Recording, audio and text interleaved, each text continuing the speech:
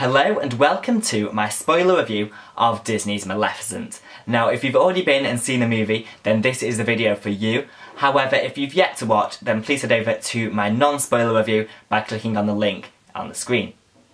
Now, honestly, Maleficent is the movie event of 2014 for me. It is the movie I've been looking forward to the most, and I have been so excited ever since its announcement back in 2011. Now, naturally, when they go and make a movie about, well, with your third favourite Disney character at the centre, you're bound to get pretty excited. And as much as these two characters share a name, this new Maleficent really couldn't be further from Mark Davis and Eleanor Audley's 1959 version. And, well, before I go into any of the problems and the issues I have with plot and character development, I really did love this movie. And as a solo piece, as in away from the original Sleeping Beauty, I really can't fault it. And I would like to congratulate, really, Robert Stromberg and Linda Wolverton on a fantastic picture. And one of the things I loved is when I left the theatre, I had that same kind of feeling as when that I had last year with Saving Mr. Banks, which is my favourite movie of 2013. And the one thing is that I really think this is a movie made for the fans, for us, because, well, that's really important to me. And, however, the more I thought about it, the more I couldn't help thinking, Disney, what have you done? Because, well, actually no, don't take it the wrong way. I'm going to explain. Because, of course, we all knew this was not going to be a carbon copy of Sleeping Beauty, Disney's original, because what would be the point? However, did we really need to stray this far from the source material? Because, well, one of the main issues I've got is because back in 1959, Maleficent is the self-proclaimed mistress of all evil.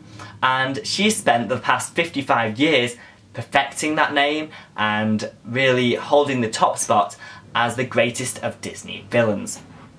And it was inevitable, really, that a movie with her, well, with her as the main character would give her a chance to redefine herself, to become something new, and give her a chance at redemption. Because lots of these fairy tales are about redemption, and normally it's given to the main character, the princess, the hero. But I don't think we really expected it to go quite so far as this. Now, honestly, I possibly did have too high expectations that these characters would be more similar, but did they need to be this far apart? And I think one of the things I need to take away from this, really, is that they need to be viewed as completely separate characters, completely different people, because they are. And when that has completely sunk in, I will no doubt love Jolie's version just as much. I just don't believe it has, as of yet. But, you know, I don't know whether it's just because I am a big Once Upon a Time fan, but I saw lots of parallels here. Firstly, with the role reversal of King Stefan and Maleficent, really, the villain going to the hero, and the hero, well, not the hero, but a secondary protagonist going to the villain. That was something that maybe, well, I did see it coming because there has to be a new villain if you're going to get rid of the old villain, but interesting. And that kind of made me think about Hook and Pan back in Once Upon a Time with their role reversal. Another thing is the redemption, and we've seen a lot recently about redemption of characters on Once Upon a Time, including Regina, the evil queen, and really one thing is that it took us 18 episodes of Once to see that Regina had the chance at redemption. Another 45 episodes before we actually saw that realised. And maybe it was because this was packed into an hour and a half and I had to completely change my mindset of this character, but it did seem slightly rushed, and I don't know if that's a fault of my own for looking too far into this, or of the movie, but I don't know, just a thought there. Now, I think one of the things I was hoping for was that this would be able to add to Disney's Sleeping Beauty, and give us a much greater insight into these characters, really, because back in 1959, although it's an amazing movie and it looks stunning and really it's wonderful, there wasn't a great chance for character development, and this movie definitely does. But there is no way at all that these two movies can coexist within the same universe. Within the same ways that, well, same way as previous movies of this nature can very easily. And I'm talking about Tim Burton's Alice in Wonderland as a sequel to Disney's original, and then Sam Raimi's Oz the Great and Powerful as a prequel to MGM's Wizard of Oz, because that's much more easy to see. And I know these are parallels, these are happening at the same time, the same story, but there's no way they can be seen as one and the same, because they're not. And the reason I mentioned those two in particular is because of Robert Stromberg's involvement, and as the acclaimed production designer on both those movies, then I think we had pretty good reason for high expectations for the visuals in Maleficent and the settings, and they really were stunning, fantastic, loved it. And he surely didn't disappoint on that front. And to be honest, his first attempt at direction was very good here. I have to say the flying sequences, Maleficent spreading her wings, flying over the moors, really, really wonderful. Loved it, some of my favourite scenes of the movie. And Maleficent and Diaval flying off together was a beautiful way to end the movie. Really loved that. So that's, as for the director, really great job. As for Linda Woolverton's screenplay, once again, I loved it. And I think Maleficent's childhood backstory was written extremely well as her dark turn when after Stefan takes her wings, and that sequence there, loved that too. And also the scene showing Aurora growing up with the three fairies and Maleficent watching from afar had some great comedic moments. Really thought that was fantastic, a nice relief in the middle of the movie. Now, there was only really two issues with the script that I had. Firstly, Maleficent's visual, the verbal spells, sorry. I'm talking about the moments when she transformed Diaval into a human and then again into a dragon, by saying very simply, into a human and into a dragon.